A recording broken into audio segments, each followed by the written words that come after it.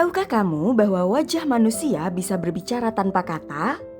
Lewat ekspresi wajah, kita bisa mengungkapkan berbagai macam emosi. Peneliti terkenal Paul Ekman dan Wells Frasian menemukan bahwa semua manusia bisa mengenali setidaknya 6 emosi dasar hanya dari ekspresi wajah.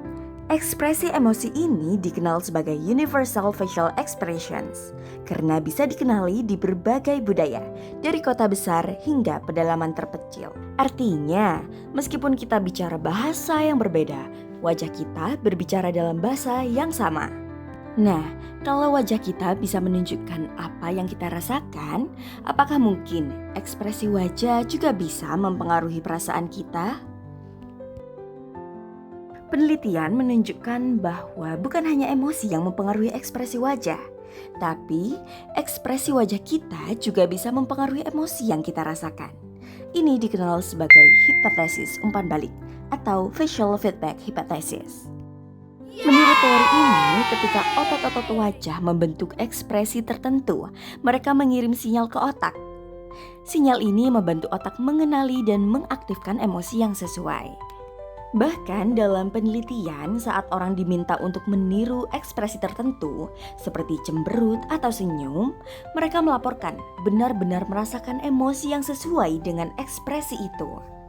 Perlu kalian semua ketahui juga faktanya ekspresi wajah manusia ternyata tidak selalu dipelajari. Banyak ekspresi justru muncul secara alami bahkan tanpa pernah melihatnya. Penelitian menunjukkan bahwa orang buta sejak lahir yang tidak pernah melihat wajah orang lain tetap menunjukkan ekspresi yang sama dengan orang yang bisa melihat. Misalnya, dalam studi oleh David Matsumoto dan Bob Willingham, ekspresi wajah para atlet judo tunanetra di Paralimpiade ternyata tidak bisa dibedakan dari ekspresi wajah atlet normal di Olimpiade. Menurut Schachter dan Singer, emosi itu muncul dari dua hal, reaksi tubuh dan penafsiran situasi. Ini dikenal sebagai two-factor theory of emotion. Pertama, tubuh kita bereaksi seperti jantung berdebar dan nafas cepat. Kedua, otak kita mencoba memahami kenapa kita merasa begitu. Misalnya, jantungmu berdebar kalau kamu lagi nonton film horor. Kamu mungkin menafsirkannya sebagai rasa takut. Tapi kalau kamu ketemu gebetan, bisa jadi kamu merasa jatuh cinta. Artinya emosi bukan cuma soal apa yang tubuh rasakan, tapi juga bagaimana kita memaknai situasi. Halo, kenalin aku Melvi. Halo, aku Cibi. Hai semuanya, aku Rosya.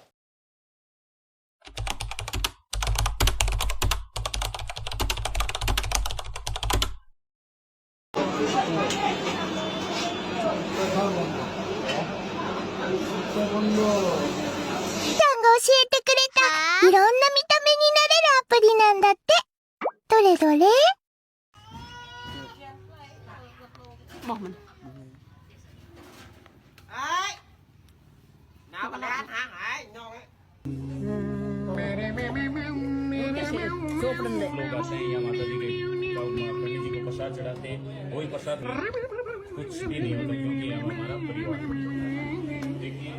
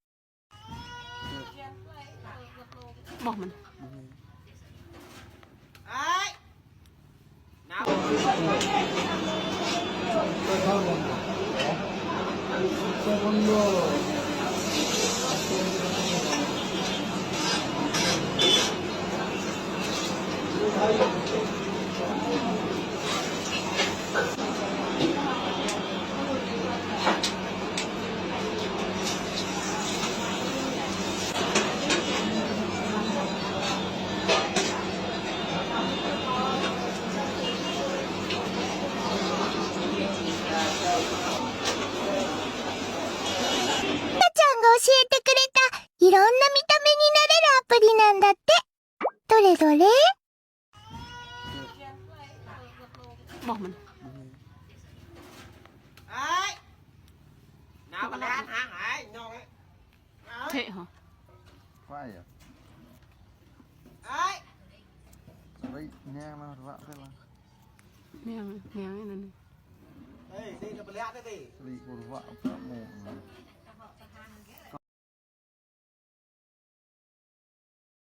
Reaksi pria dan wanita dalam eksperimen ini relatif sama, namun wanita cenderung lebih ekspresif. Terlihat dari mimik seperti mengeringit, meringis, hingga mengungkapkan rasa mual. Sementara itu, pria menunjukkan reaksi yang lebih minim, hanya sesekali menyeringai. Hasil eksperimen ekspresi jijik yang telah kami lakukan menunjukkan pola yang konsisten dengan temuan penelitian sebelumnya. Berdasarkan penelitian yang dilakukan oleh Prasetyawati dan Linardi, ekspresi wajah seseorang yang merasa jijik ditandai oleh beberapa karakteristik utama. Kelopak mata atas yang naik, bibir bawah yang terangkat, hidung yang berkerut, pipi yang naik, serta kelopak mata yang membentuk garis tertentu. Temuan ini memperkuat hasil eksperimen kami, di mana partisipan menunjukkan ekspresi wajah yang sesuai dengan pola tersebut.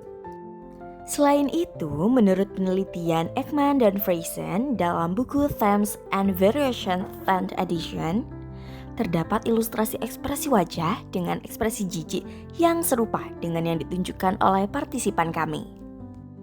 Hasil eksperimen menunjukkan bahwa ketiganya tetap menunjukkan ekspresi yang serupa.